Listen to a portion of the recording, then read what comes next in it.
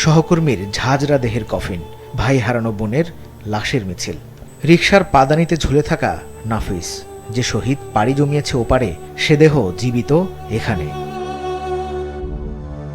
শেখ হাসিনা পালিয়েছিল বটে, তবে ২৪-এর ৫ই আগস্ট সব ক্ষোভ ঝরে পড়েছিল ফ্যাসিজমের এই আতুর ঘরে। স্মৃতিস্বরূপ রেখে দেওয়া হয়েছে সেভাবেই। একসময়কার গণভবনের সেই সীমানার আনাচে কানাচে আজ জুলাই আন্দোলন আর আওয়ামী লীগের ১৬ বছরের নিপীড়ন নির্যাতনের স্মৃতি, যা ফিরেছে জুলাই স্মৃতি জাদুঘর হয়ে। সকাল ১১টায় প্রবেশদ্বার খোলার আগেই দেখা যায় দর্শনার্থীদের দীর্ঘ সারি। যে এই বাচ্চাদের যে আত্মত্যাগটা, স্যাক্রিফাইসটা, এটা কত বড় একটা ব্যাপার। তো ওই চেতনাটা আমার ভেতরে এখন পর্যন্ত রয়ে গিয়েছে।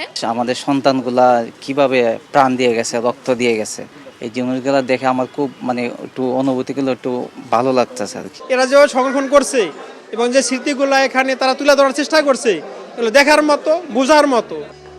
শেখ হাসিনার শোয়ার ঘরে আজ ফুটেছে শহীদদের স্মৃতির ফুল। জেগে আছে আবু সাইদ, আকরাম আর সাকিবরা। কেমন আছে গুলিতে শহীদ শিশু জাবের, আহাদ আর রিয়াগোপ?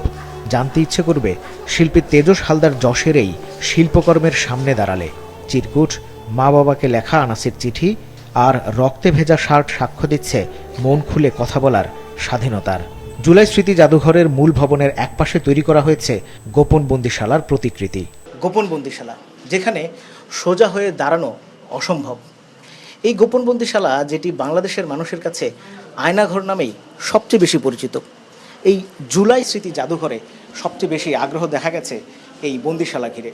অনেকে সেখানে প্রবেশ করছেন এবং অনুভব করার চেষ্টা করছেন কতটা নির্মম নির্যাতনের শিকার হয়েছিলেন বন্দিরা। পাশাপাশি তারা জানাচ্ছেন ক্ষোভ।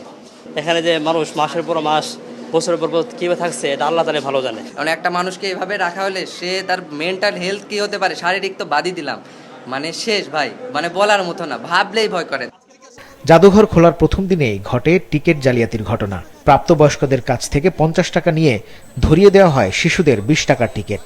আমি ১০০ টাকায় দিছি, এখন আমি দেখি একটা ৫০ টাকা, একটা ২০ টাকা, সে আমাকে যদি হাফ বইলা নিবে তো ৩০ টাকা ফিরাই দিবে না, সে তো আমার ফুল হিসাবে সে ৩০ টাকায় এখনই মাইরে দিছে। সে এখানে হলো ৫০ টাকা আর এখানে হলো ২০ টাকা, তাহলে আমাকে ২০ টাকার টিকিট দিয়ে কেন উনি ৫০ টাকা নিলেন? হঠাৎ দুই একটা ভুল হয়ে যাইতে পারে, সেইটা হয়েছে, তাছাড়া তো আর কিছু না। আমি চেক করতেছি ভাই, যে ভাইরা সে কিভাবে ফসকে গেল। ওনাদের সঙ্গে হয়তো বাচ্চা ছিল, ওনার সময় যারা ছিল তারা বলতেছে তাদের সাথে বাচ্চা ছিল, কথা বিশ্বাস করলে হবে। অফিসে বড় কর্তা না থাকায় এ ব্যাপারে নেওয়া যায়নি কোনো বক্তব্য। বৃহস্পতিবার ছাড়া প্রতিদিন সকাল ১১টা থেকে সন্ধ্যা ৬টা পর্যন্ত খোলা থাকবে এই জাদুঘর। অনলাইনের পাশাপাশি টিকিট কাটা যাবে সেখানকার কাউন্টার থেকেও। মাহমুদ কমল, মাছরাঙা সংবাদ, ঢাকা।